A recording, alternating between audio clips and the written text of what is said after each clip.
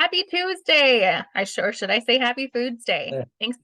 Thanks again for tuning in to your weekly Foods Day talk with me, Emily Oshman, sponsored by WHP Studios and Andersonville, Chicago. And once again, I have Will Harlow, sports coach and certified personal trainer here with me. Hey, how's it going? Hey Emily, what's up? How's your week been? It's been good. A little cloudy, but it's fine. How about you? Good, yeah. It's still kind of warm though. I wore shorts today outside, even though it's kind of gray out, but yeah, it's coming soon. Yeah, definitely. The Holding freeze on is as long as coming. we can. Awesome. Well, I know last week we had talked about, kind of what HAES is, how you practice it, how I practice it. But I want to ask you about those juicy details about Yeah. why we practice HAES, What so I'm curious, what made you decide to, open WHP as a HAES aligned practice, using that in your day-to-day work? Why did you decide to do that? Right. I played baseball growing up, played baseball in college, and it was just like it was all about the outcome. It's all about what's the stats, what do you do? How do you perform? And it was never really about uh I don't know how you looked or anything like what body size you had, and when it got to pushing and shoving about, oh, I want to get back into training and doing all this stuff. I didn't want to. When I first started, I worked at a box gym, and Mhm. big box gym, and right in the manual on the first page, they had weight, arm circumference, leg circumference, and you were supposed to go through and measure all these things so that you could track progress, right? And Yeah. I, I never did it. I was just like, I think I did it for one client, and then I was like, well, wait a second. If they come in here and they train with me for a month, I hope their bicep gets bigger. Mhm. I hope their quad gets bigger. Like, but that's not how it's set up. They wanted you to drop the weight, drop this, get rid of all this stuff. Yeah. Uh, and then I connected with Catherine Devlin at Birch Tree, who is a leading eating disorder specialist, and Bridgepoint psychology, and they were like, "Hey, what you're doing in this aspect of training without those kind of physical body measurements, Mhm. that is actually aligned with this philosophy and concept called health at every size." And so then I started learning about it. I'm like, yeah, this is it. This is it. Like, get stronger, feel better, add all these things. Don't take these things away, because everybody has a different size. Everybody's a different makeup, and every client is a HAES client. And you know, very, very small, tiny, petite people, very large, big, big body, big framed people, of Mhm. any size, age, background, whatever. They can all move, and they can all move better and get stronger.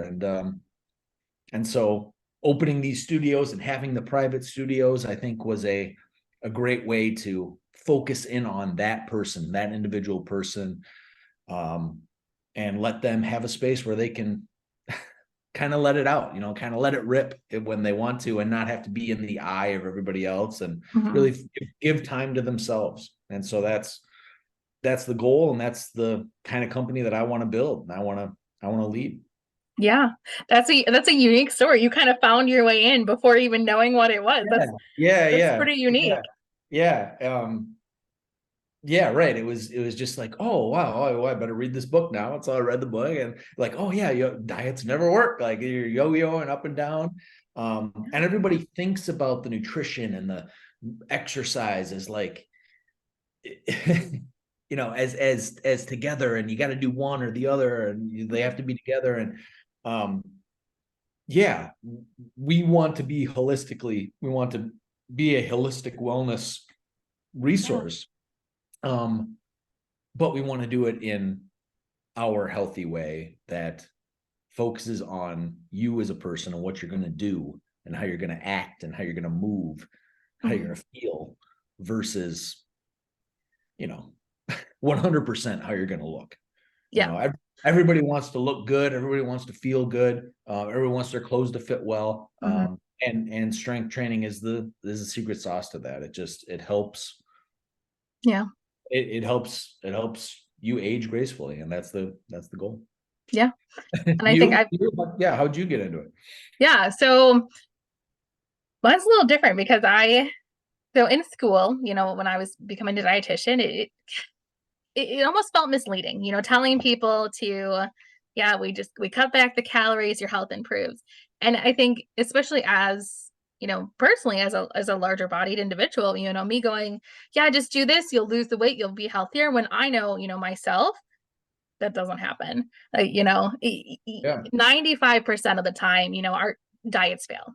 There is that 5%, which we know are statistically they're outliers, those are the ones that were like, oh, you're like a unicorn out there, so it's hard to say do something even though 95% of the time you're going to fail at it.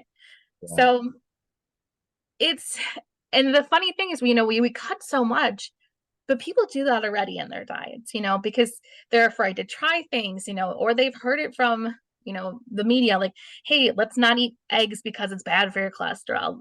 Now it's, cut back on the carbs because it spikes your blood sugar, it gives you the wheat belly. You hear all this BS, and you're like, okay, well, now I've had this big group of foods. Now it's smaller and smaller and smaller. And that's a scary road. That's a Yeah. very, when I see that happening with clients, that's a very scary road. And Yeah. that triggers some red flags for me, and there's nothing worse than someone going in to see a medical professional, whether it's a doctor or a dietitian, and having them go, yeah, your weight's too high, you need to lose weight. And they're just like, okay, yeah, I've heard this for the last 10 years. Clearly I've been trying, it's not going anywhere. So it felt silly to ignore, everything else going on, but only focusing on the one thing that most people can't control. We can control your blood sugar, we can control your cholesterol, we can control your stress and anxiety around food. We can make small improvements to make those feel better. So that's really why I felt it was important. It's important to bring that in and really treating the person as a whole, not what some book tells me to tell them about their body. Yeah. And weight loss, I guess, is not inherently bad, Hmm. but it's not. If you lose 20 pounds, you're not ultimately, like, Yeah. immediately healthier. Like, it is not a direct correlation of, if you drop your body mass and weight Hmm. on a scale, you do not gain that much more health or wellness in Yeah. whatever you lose, right? Because, like, yeah, I try to always say, being small and weak Hmm. is probably worse than Yeah. being natural and moving the way that you want to move. And so it's yeah, it just makes sense. And I hope that other people vibe with what we're trying to do. I hope, and I think they are. I think when we talk to people about this philosophy and how we got into it and why we continue to practice it, I think people are like, oh, okay, yeah, that does make sense. Like, it is an easier way to live and move and enjoy the Hmm. possibilities of your body versus the punishment of exercise, or like paying for Yeah. eating a certain meal with any a hit class or something where you got to really sweat it out. I got to burn all these calories. Yeah. uh, yeah, so that's Absolutely. yeah, that's my background. It's I don't know, it's good. It's a good alignment. It makes it easier for us as trainers, Hmm. where we don't have to every couple weeks pull out a scale. Here, stand on it. Pull out a tape measure. Here, let me wrap it around your thigh and see how big your Yeah. quad is getting, or whatever. But if last month you were squatting 100 pounds, this month you're squatting 150 pounds, that's pretty dang good. That's a big increase. And that you're going to feel that in your life.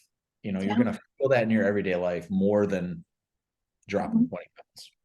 Well, and you make a good point there. You feel it every day. You're like you said, your weight's going to fluctuate. It could go Right, down, it right, could go up. It's going to fluctuate. It's not, weight loss isn't always a bad thing. It's just that intentionally it's not sustainable.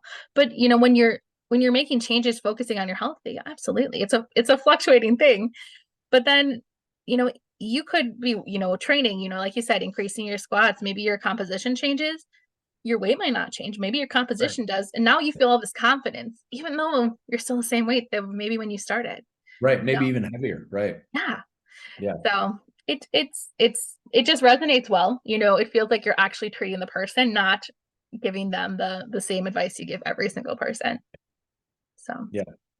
well, awesome. Thank you for giving me your background. I was excited to share mine. And yeah, I guess I'll talk to you next Tuesday. I think we're going to talk a little bit more about what you do and your role in the training Yep. area. Great. Thank you. Have a wonderful week. Have a good week. Take care.